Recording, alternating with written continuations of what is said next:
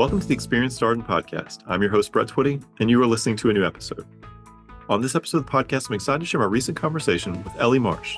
Ellie is a second-year student in our full-time MBA class of 2025, and she and I recently connected to talk more about her background, her decision to pursue an MBA, what led her to Darden, how she spent her first year summer, and so much more. I think you're really going to enjoy this conversation. And as always, if this episode is helpful for you, please like this episode and subscribe to the Experienced Darden podcast so you never miss an update. And remember, you can always check the episode description for links to Darden blogs, social channels, and more. And now, without further ado, here's my interview with Ellie Marsh. Ellie, welcome to the podcast. Thanks, Brett. Well, it's great having you here. How's everything going? How are you doing? I'm doing well. It's a busy time. Back in Charlottesville after a summer away. I was in Charlotte, North Carolina this summer for my internship. So moved back in about a week ago and kind of just settling in and getting excited to get back to school mode. It feels like kind of the calm before the storm. A good storm, I guess I should say, but definitely kind of those back to school excitement and jitters coming back. Yeah, it probably feels a little different than it did during your first year waiting to get started. For sure.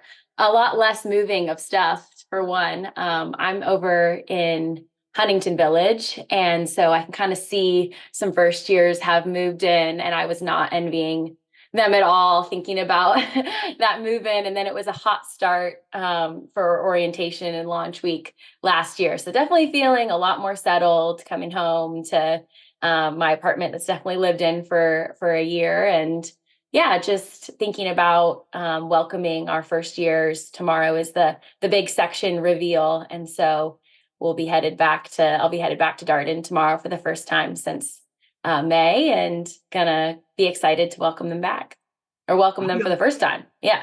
I'll be honest with you. I've talked to a lot of people on the podcast. I didn't know about the section reveal until like this year. Maybe just like this week, honestly. I didn't know this was a thing.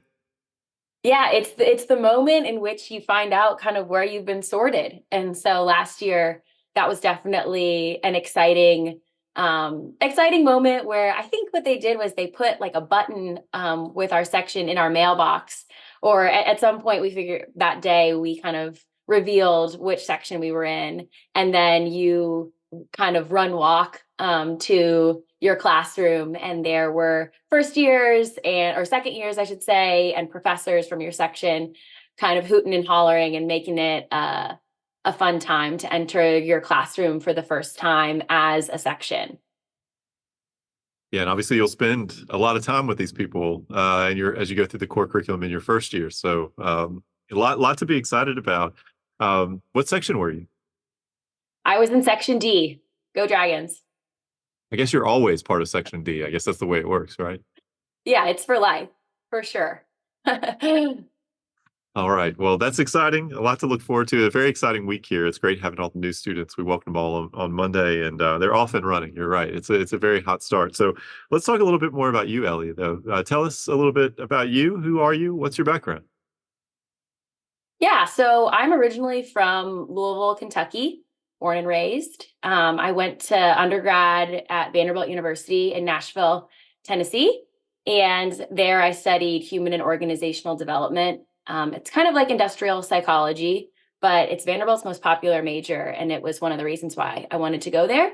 And I also minored in corporate strategy, and kind of those things in combination set me up for kind of my first role out of college, which was at Deloitte in consulting. So I spent 2 years at Deloitte in our Washington, D.C. office doing federal consulting for federal agencies. I was there from 2016 to 2018. So it was a really exciting time and kind of crazy time to be in Washington, D.C. There was an election. Capitals won the Stanley Cup. So that was big. A lot of excitement happening there. And got an amazing foundation in consulting, and got some really good coaching and mentorship there that helped me see that I actually was seeking a role that required a bit more creativity. And there was an opportunity to join an innovation group at Deloitte called the Deloitte Greenhouse, and took an opportunity there, ended up moving to Chicago to join that team and spent 5 years with the Deloitte Greenhouse, which is a group that designs and facilitates custom workshops for C-suite executives and their teams.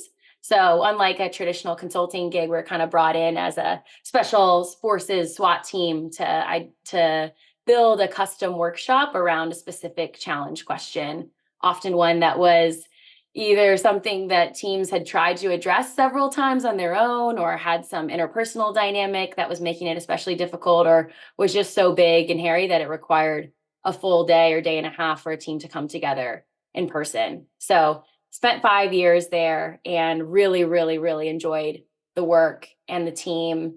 And one of the reasons why I kind of was a little delayed coming to business school, because I had always been thinking about it, was because I was really enjoying my work and was learning so much in that role. So super grateful for that experience.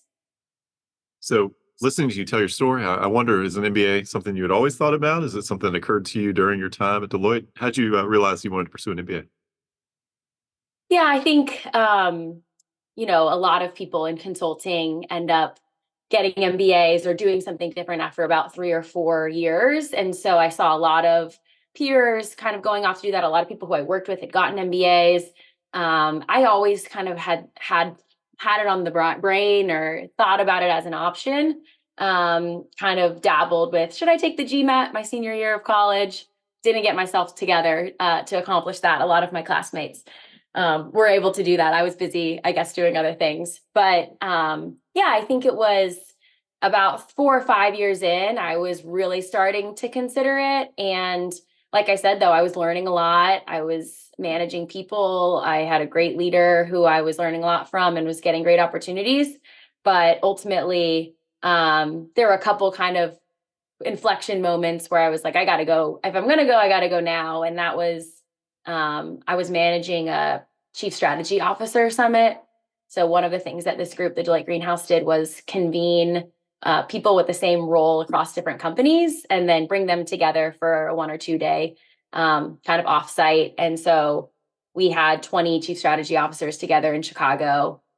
4 of them were women, and they were all had MBAs. And I just remember kind of looking at them, meeting them, listening to them, and thinking, I really want to be a great cross-functional leader. I don't want to have my lack of an MBA ever be a reason why I didn't get a role or didn't get an opportunity. And just speaking with them, they kind of inspired me. A couple of them kind of inspired me like, hey, I never regret going back to do this. In fact, it's helped me in more ways than you could ever know. So I appreciate, just kind of that moment in the summer of 2022, where I said, okay, I'm going to do it. I'm going to do it now. And I had great support from my leadership at Deloitte to help me kind of make the move to business school. So I pursued it and then was here by the following year. I appreciate your sharing that story. How did you get interested in Darden specifically? Oh gosh, UVA I feel like has kind of been in my, I don't know, orbit for a long time. I think living in Louisville, it's a premier university and it's a Southern school that everybody knows and recognizes. I had toured UVA as a high school junior. I think my dad brought me here on our spring break. And I ended up at Vanderbilt, but I had applied to UVA and I really, really, thought I could be really happy here. So I kind of had it always in the orbit, but when it came to business school, thinking about what Darden offered, the case method was a huge reason why I was drawn here. The team that I was on at the Greenhouse, I learned kind of that power of facilitated conversation, because a lot of what we were doing was just trying to ask people the best possible questions to get executives to come to their own answers, and through facilitated dialogue, get that aha moment that helps shape the course of wherever their team was headed, whatever they needed to unlock. And so I really understand and appreciate the power of asking questions and letting people kind of hash it out with dialogue, and also some of the improv that comes with that, and just the magical moments that can happen through that type of discussion, that requires a ton of preparation on the professor or the facilitator's end, but just had that huge appreciation for that style of learning. And so the case method was certainly a big draw. I also am a sucker for a story. So I found that if I'm going to learn accounting, there better be a good plot to go along with it.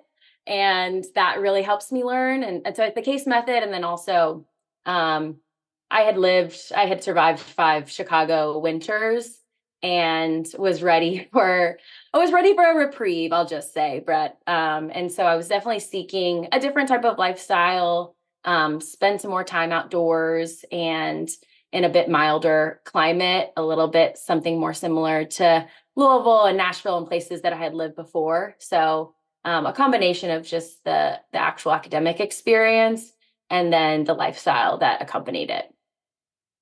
Yeah, all resonates with other answers we've gotten. The same question Yeah. here on the podcast. I'm also always struck. There's a number of people who say, "I decided to apply to Darden because I originally was looking at UVA as an undergraduate student," and it says a It lot about makes an you. impression. It Yeah. makes an impression. I will say, the rotunda, the history.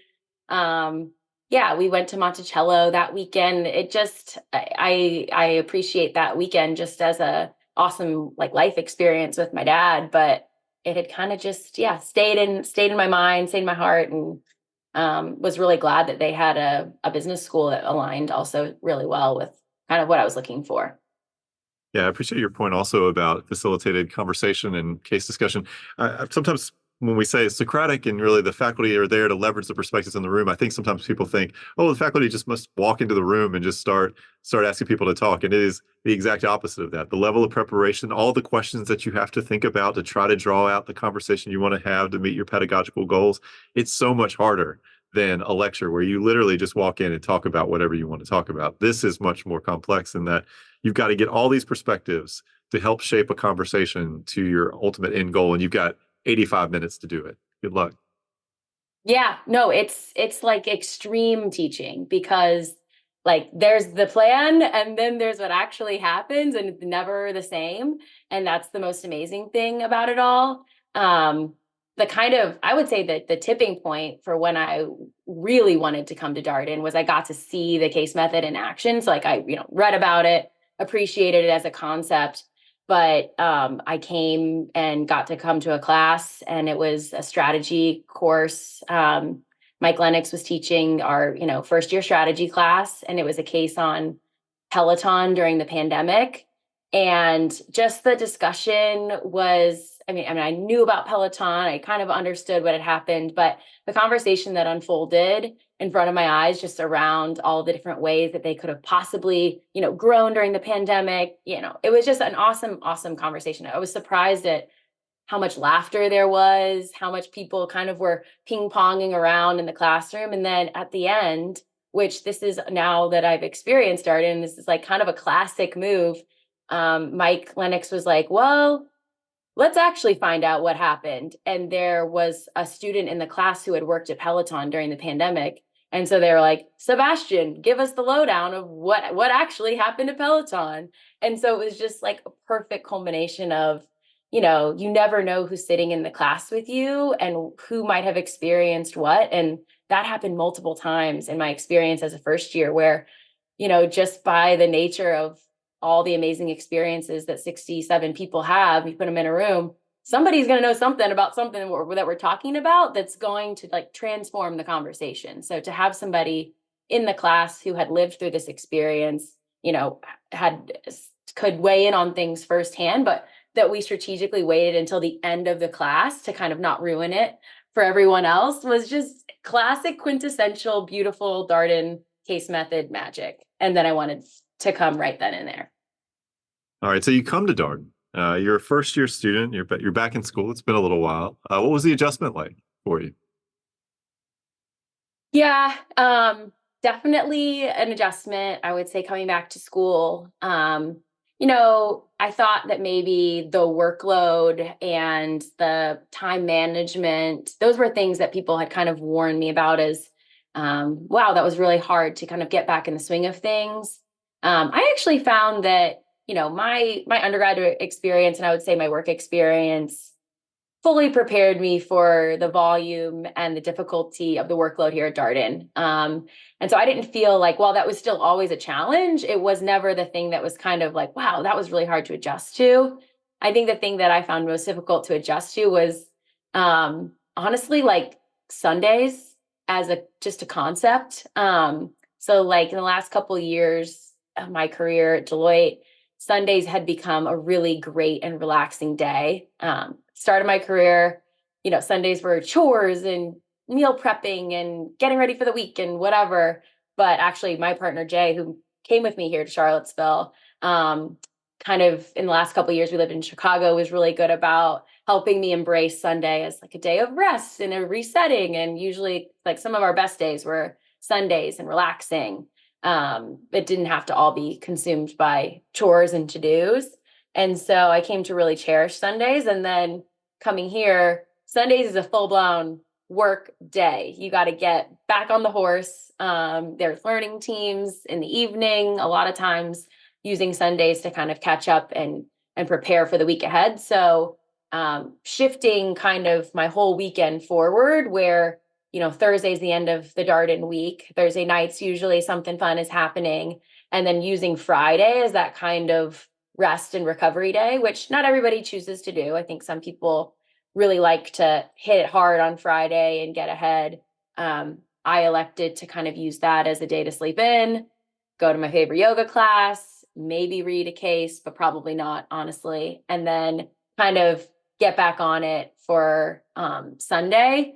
And Sunday just kind of became work day. So just having to recalibrate the rhythm of my life on a weekend to kind of more accommodate the rest that I needed on Friday. Because Darden is an amazing place and it will wear you out. And so by Friday evening, I was ready to kind of need a day to relax. I think that was a big adjustment.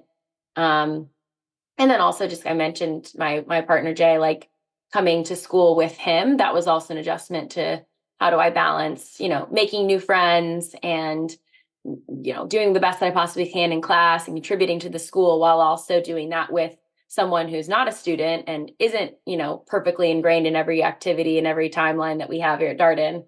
That was an adjustment for us too. Yeah, for context, for folks who are listening to this and wondering, wait, you were able just to sleep in on Friday? How does that work? That on Darden, you have classes Monday through Thursday. And so Friday is a day off. People will oftentimes use it for school activities, career activities, pretty common, particularly in the throes of the recruiting season. And you also will hear people who will enjoy a 3-day weekend from time to time. So it schedule's a little bit different than what maybe people imagine when they think about a prior school experience where they had class Monday through Friday. But you do have some flexibility there. But I hear you on the weekends becoming maybe a little bit different than what you knew as a working professional. The other thing that I hear from people a lot here on the podcast is just trying to figure out that schedule, what works for you, what works for somebody else, like, and also to sync up with your learning team. It can take a little while to kind of sort all that out. It's probably not you're probably not going to figure it out all in the first week of school, for example. No, that's a constant and continuous learning journey. And it comes down to a lot of communication and just early and often, I think is a theme that I learned is just, if you can sense that later in the week is actually no longer feasible for a deadline for something, or if actually tomorrow night is not going to be the right time for the learning team to meet, or if it needs to be virtual, or if it, if you need to be late, like people are so flexible and so understanding because we're all living our lives and we all understand when things pop up and when things become different than you thought they were. And so I think just open dialogue with whoever you're meeting with, like whether that's a professor or a learning teammate or your partner or whatever, I never regretted, making the phone call sooner, sending a text, WhatsApp message, because people are willing to be flexible, and which often takes you, sometimes you're meeting in weird times and squeezing things in weird ways. You're going on a walk and you're having a quick catch up with a friend and you're also doing, 7 other things, squeezed into whatever free time that you have, but you make it work. And it's kind of also a huge part of the learning that happens outside of the classroom is just like managing all of those things I see it as part of the learning experience, a big part of it, actually. Yeah, my general thought on it is that people's lives don't become less complex when they leave Darden, right? You're going to have a lot Yeah. more going on. Your work is going to be a lot more demanding. You may have family stuff, personal stuff. Like the level of complexity will only increase. This is all important. This time management Hmm. exercise that you're doing here, and kind of giving yourself permission to like you're not going to be able to be 100% in every direction. So like, what's the most important thing right now? What do you want to put your energy towards? What feels most pressing is also an important part of this. Yep. All right, why don't we talk about this summer? So you mentioned you just got back from Charlotte. What'd you do this past summer? Yeah, so I was living in Charlotte and I was working at Lowe's at their corporate headquarters or store support center, as they call it, in Mooresville, North Carolina. And I was in the finance department on their enterprise strategy team, which is basically kind of an internal consulting function within Lowe's. And it was an amazing summer. I actually was there with another Darden classmate, and we kind of sat side by side in cubicles. That's just kind of how it shook out. As the two MBA interns that they had on this team were both from Darden, which was really fun for us. And my manager for the summer was also a Darden grad, and the manager that the other Darden student kind of reported up into was also a Darden grad. So it was awesome. Lots of Darden love. There were other people who were working on the team, don't worry, but it was great to kind of have that as a community within a team. Um, and we spent our summer kind of learning the ins and outs of retail, home improvement. I had never worked at a public company before because Deloitte is a private partnership. So learning all the kind of rhythms and rituals that a Fortune 40 company has around, our first day of the internship was a Q1 earnings call day. And so that alone was just kind of like, oh my gosh, I didn't even know this wasn't even a thing where I worked before, and I'd listened to earnings calls, but never could appreciate kind of the in-person experience that was a corporate headquarters on the day of an earnings call. And so, yeah, those were kind of just the big pieces that I had never worked in at all. And so to be able to apply my consulting background to this team that was really hyper focused on one specific industry within retail was a really cool experience for me. Yeah, that sounds great. Charlotte is my hometown, so always nice to be in the Queen City. Yeah, it was a great place to spend the summer. I lived with the youths in the South End, which I think I was like a couple years too old to live in, but I loved it. I walked the rail trail all the time, and then just it was a little bit of a haul to get to the Mooresville headquarter every day, but actually ended up kind of appreciating the drive. I had only ever commuted either walking or public transit in my jobs in DC and Chicago, but it's kind of actually nice to have a little drive every day. So I came to appreciate the drive. Yeah, South End has changed a lot. I can tell you, as a native Charlottean, it was not always like that, and a little bit of a reverse commute driving up to Yeah, Morrisville. exactly. Not on the side with all the people coming into Charlotte from the lake. So traffic's not too bad, but there's just a lot more people there in the metro area than there used to be, which is great. It's grown a Mhm. ton. So let's talk about your second year. So you're here on the eve of beginning your second year. Um, what are you looking forward to in this year? What are you excited about, Ellie? Oh goodness. I'm so excited to take on kind of that new role that is the second year at Darden. I think I benefited so much from the second years who kind of reached back and welcomed us from day one, like we were talking about the section reveal, from that very initial moment, all the way through the time that they graduated. There were so many folks in the grade above us who just made it a priority to give back and to help and to mentor and to provide friendship to me. And so I think like I'm very excited about the classes. I'm very excited about the roles that I have at school, but I'm also just excited to kind of be in that kind of second year role that can take a lot of different shapes and forms. But I think, Darden is an interesting place where you got 2 years and the 2 years look very, very different. But how can I, blur the lines between first years and second years? Because we're all one team, we're all one family. A lot of times, it's not like traditional school where it's like, I'm a year older than you. A lot of times you can learn so much from the folks in the grade below, and they have experiences that I don't have, and I have experiences that they don't have. So I'm just looking forward to the friendships that will come from 350 some odd new faces coming in, and the things that I can learn from them, and to kind of continue on some of my leadership pursuits, to be able to apply things that I learned over the course of the year, to bring best practices that I have from my time in consulting to the teams and clubs that I'll be leading here, and just kind of get a chance to be in more of a shaping and driving role rather than a participator or attender role, which is kind of what you are as a first year here. I want to talk about your clubs and organization involvement. But before we get there, how did you think Yeah. about the electives that you're taking this year? What was kind of guiding you as you were choosing classes? Because second year, for folks who are learning about the program, that's really the elective period in the full-time MBA program, where students are taking electives, lots of electives to choose from. How'd you pick your electives?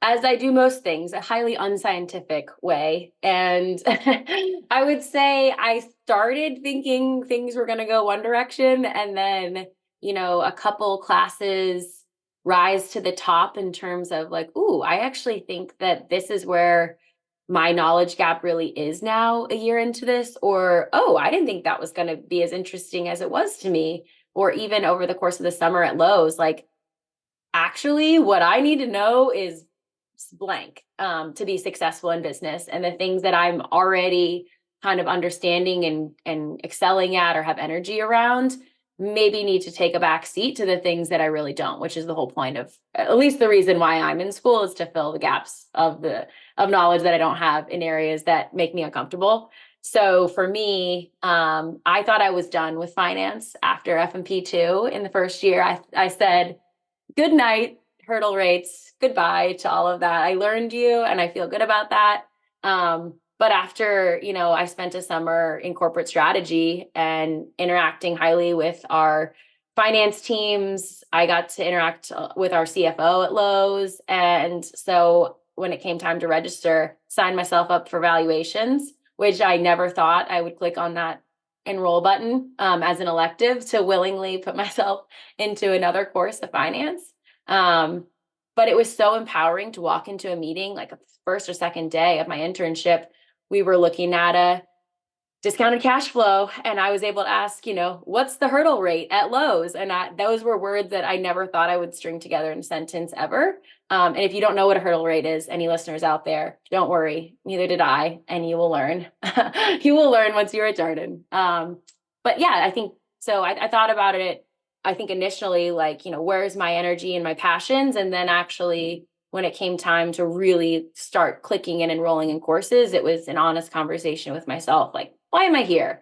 I'm here to learn. And so even if that means, I might not be the best in the class, or it might not come as naturally to me, I actually need to be in these courses that make me uncomfortable. So for me, that looks like valuations.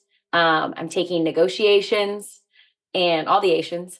I'm taking a course where we read a book a week, kind of a foundations in management course. And that was kind of a treat to myself, because I knew I was kind of challenging myself in other ways that I love reading about leadership, thinking about leadership, reflecting on leadership. So that was kind of my, give myself a little treat.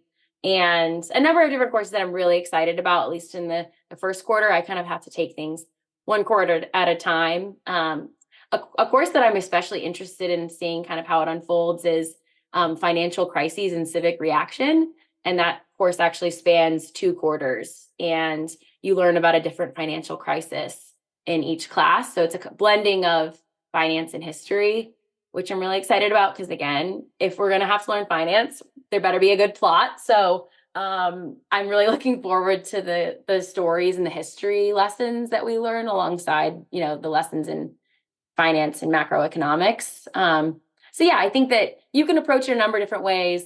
I tried to blend what I need to learn, what I want to learn, and what I think I'll have fun learning. And then there's always the secret mission of being in classes with your friends. So you have to incorporate some of their perspectives as well as you choose your course selection. So I guess actually it was scientific, just my own science. I mean, it sounds like there was a process. There was at Yeah. least a framework in place. And how do you coordinate with your friends? You obviously are all putting bid points towards things. So make sure that you're assigning bid points at least towards some of the same courses, I assume. Yeah, you can go about it a number of different ways. I actually kind of move in my own way until there was a point where I was like, oh, actually, like there are a couple of people who I need to prioritize. Let me make sure I'm going to see you at some point in this quarter and the next 2 quarters.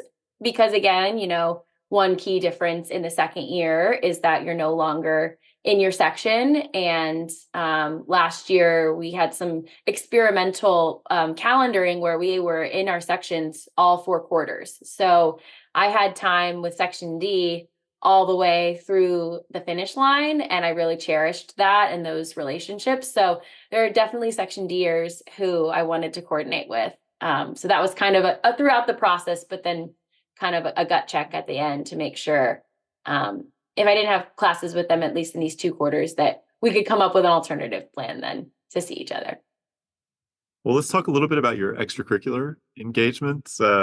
This is folks who've been listening to the podcast know that the second year is the time when people really move into leadership roles and play a role in shaping the community and the experience here at Darden, the circle of life, so to speak here. So any clubs or organization leadership that you would want to talk about here? Yeah, I think the circle of life is definitely true. However, I would caveat with, there are leadership opportunities in the first year, and that was something that I definitely took advantage of. So one role that I'm especially proud to have taken on and to own for another year is I'm the section representative for Section D. And what that means is that I'm kind of the liaison between the 70-ish student section, our professors, and the school. I serve on a number of different kind of focus groups and things that ladder up to our school administration and represent Section D. And that leadership role was a huge component and a really fulfilling component of my first year, because then you also get the opportunity to lead a 15-person board. And so there are 15 other positions within the section that you can kind of put your name in the hat for. There are elections, and if you step into one of those roles, you serve on your section's leadership board. And so that was a really rewarding experience. It was one of the best teams I've ever been a part of, was the Section D leadership board. And that was like a real honor and a pleasure and a joy for the first year experience, was that role. And technically the section representative role is a 2-year commitment. So I'll continue on. The role looks a little bit different as a second year. It's primarily an advisor role to the first year Section D rep and some other forums. But that's a role that kind of was made at a critical moment. The section representative elections are, I think, the second week of school. And so you're totally overwhelmed by everything that's going on. Everything is new. And then they say, and who wants to be the leader? And who wants to give a 2-minute speech in front of the whole section, 10 days into school, put yourself out there. So my older sister actually is the one that, after I'd been nominated to run, was like, you know what, you should just do it. And so I think that a choice that I made, 10 days into school, when it felt like, how could I possibly take on something else, ended up being best choice that I could have made to start out my Darden experience. So and I'm really grateful for the other folks who I got to work on that Section D leadership team with the whole year. And we're still like an informal team for the upcoming year as well. I don't doubt that we'll be meeting soon to discuss plotting and things of that nature. But that was a role that I really am proud to still contribute to. And I think also kind of parlayed to my other involvement at Darden. So maybe an unsolicited piece of advice is, like, you're never really ready to step into anything at Darden. And if you don't have an older sister who's willing to push you off the ledge a little bit, maybe I can, because I think just putting your name in the hat, giving a little speech, like, that's all reps and leadership opportunities that there are people who are going to do them. And those people are one step, further into their leadership journey, even if they don't get it. So any opportunity you can take to just practice, which is what I kind of see all of this as, is great. So for me, that was this leadership role as a section rep. And this year, kind of continuing that on, being a part of the Darden Student Government, the Darden Student Association is DSA, as we call it here, is another kind of similarly sized team who runs a lot of what happens at school. So Darden is a proudly student-run and student-led school, and the Darden Student Association is kind of at the heart of things.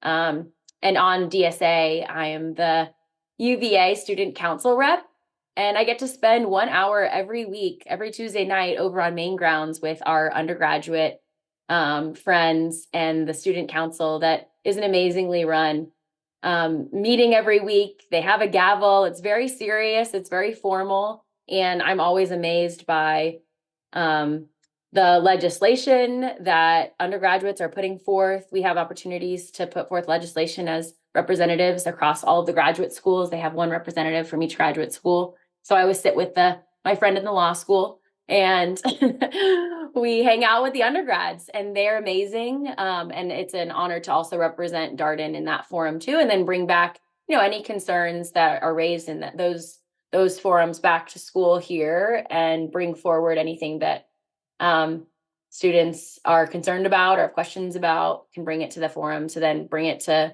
broader UVA attention and leadership. Well, Ellie, obviously, there's a lot going on in your second year, and I appreciate you taking some time to be here on the podcast. We asked the same last question of everyone who's here. So you've already shared unsolicited advice, which we always take, but we always ask if you have a piece of advice for our prospective student listeners, people who are thinking about their own MBA journey, something that you would encourage them to consider as they go forth. Yeah, I probably should have thought about this more before I started just dousing out unsolicited advice. I think that if you're considering an MBA and the obstacle in your way is a standardized test or an essay or a letter of recommendation or any of the logistical hurdles that make coming to business school difficult, which I totally acknowledge and can empathize that it is an investment of your time, an investment of your energy. You don't even know where you're going to end up or if you're going to get in or where that's going to take you. But if that's your reservation to coming to business school, free yourself of that and just do it. I spent a lot of, I'm sure many people can empathize this, but like a lot of summertime shy days that would have been way more fun to be outside and soaking up the sun, studying vocabulary words for the GRE. And looking back at that, like no regrets, because the experience that I've had in business school, and whether that's Darden or somewhere else, I hope it's Darden, but is so small in the grand scheme of what you're going to learn and how you're going to grow in the 2 years that you have here. So free yourself of those, kind of logistical struggles or the investment that you're going to make to get yourself here. And while you're here, fully enjoy and embrace it because you've done those things, and to just be here now. And that's one thing that I always try to do is there are lots of opportunities. You can get pulled in a million different directions. But if you see me at an event, a Darden event, my phone is probably nowhere near me. I'm not answering text messages. I'm not on the phone. I'm with the people that are at that event that I've chosen to spend my time and energy with. And everyone else is doing the same thing because we've all made this huge investment. So do whatever you need to do to mentally kind of get over that hurdle, make the leap. And then when you're here, be here and let yourself enjoy the experience, because it's amazing. And I'm really grateful that I did that. Well, Ellie, thank you again for coming on the podcast. It's great catching up with you, and best of luck with the Section D section reveal tomorrow. I'm sure that's going to be a fun time. Yeah, we're excited. I hope I don't lose my voice for the first day of school, but no promises because it's going to get rowdy. And that was my interview with Ellie Marsh, second-year student in our full-time MBA class of 2025. As always, if you have any comments, suggestions, requests, anything you'd like for us to cover here on the podcast, we're all ears. So you can be reached at Darden, that's DARDEN, @virginia.edu. Until next time, stay safe, be well, and thanks for listening.